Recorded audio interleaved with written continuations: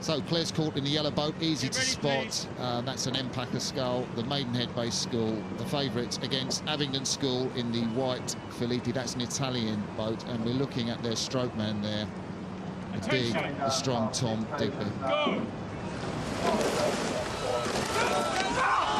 Clare's Court very patient the way they built that, Adrian. They were indeed. Both crews really attacking it. And Clare's Court really seems to be moving off the start pretty well there. Bit of steering now. Well, Clare's Court really moving very nicely there, I've got to say. Well, I think we were talking about this race before we started commentary, and you were saying how Tom Joss, the coach of Clare's Court, has been battling, trying to win the National Schools competition, what, for 20 years now? For 20 years. He was so ecstatic to have won in National Schools in May. And I mean, we'll see how much they've kept their form. Here, the Abingdon crew is actually half of the Abingdon School first leg, which failed to make the final at National Schools. And their coach, Mark Earnshaw, decided to try and focus on the quad for Henley. They had a cracking race yesterday, this Abingdon crew against Maidenhead Rowing Club. They sort of really kept their cool, and they won that by canvas. So they really have the experience at this regatta to win close races. Clare's Court have dominated most of their competition. Certainly Westminster School, who they beat yesterday, were up early doors, and then Clare's Court just moved out. I mean, it looks a bit like the previous race, doesn't it?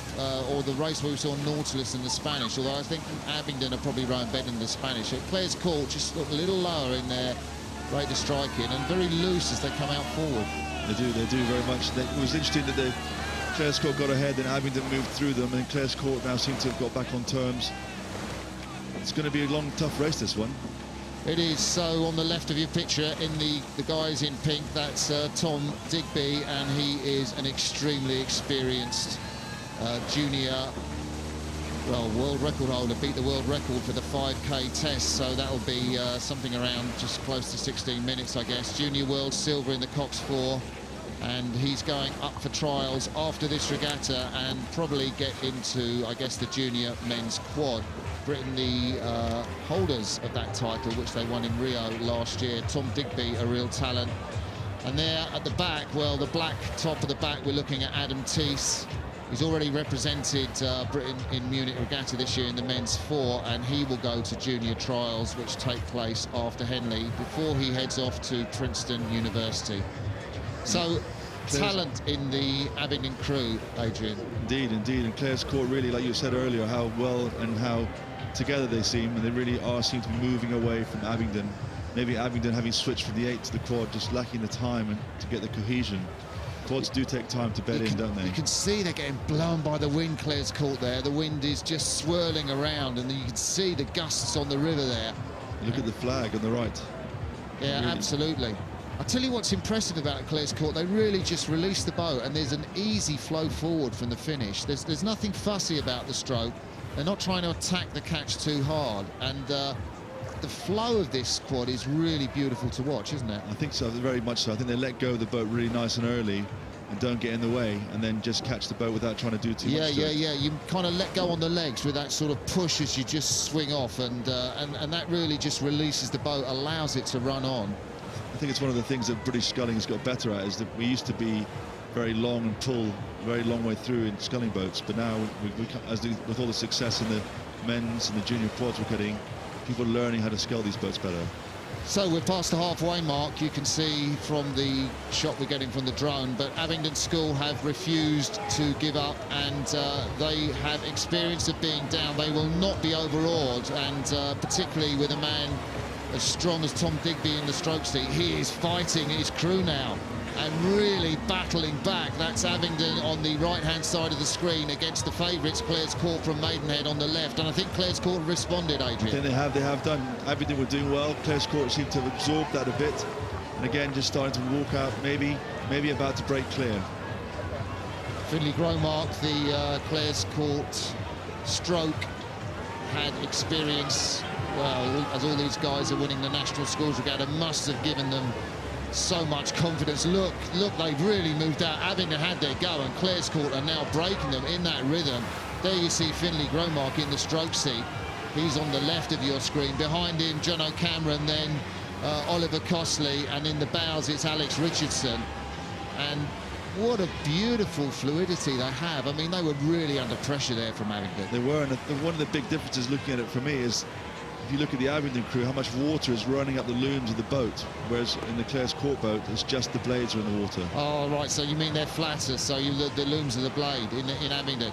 I mean, I do think Abingdon are sculling well. Credit to their coaches, Ali Brown and Mark Earnshaw, who runs the Abingdon programme. Steering's going a little bit off in the Abingdon crew there, but to be quite honest, I think, you know, you're really seeing a team play together, scull together, move together in Clares Court.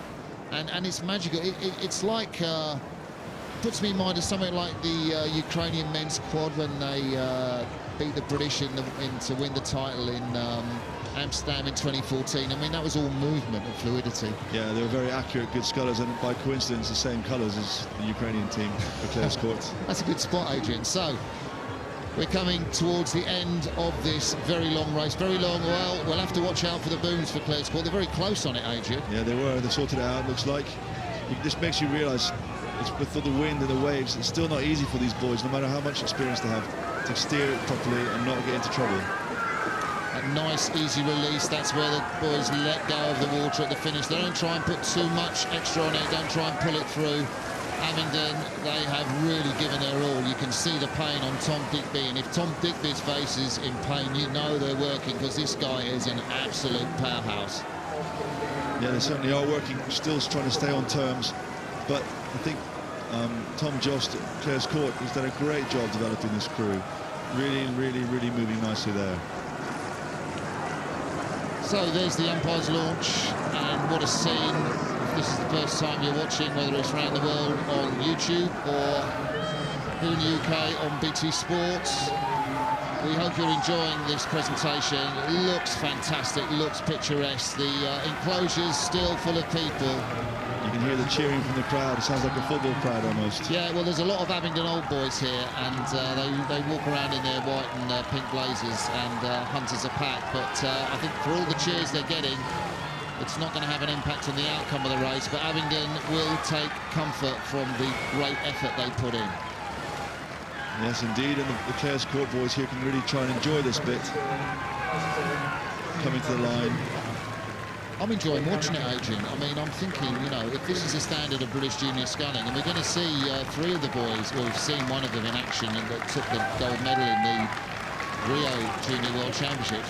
You know, what promise for the future. Clares Court take that heat of the Fawley Challenge Cup ahead of a strong Abingdon school crew who come in now. It was a great race, at least 2/3 of the way down, and then just the fluidity of this Clares Court crew, stunning to watch.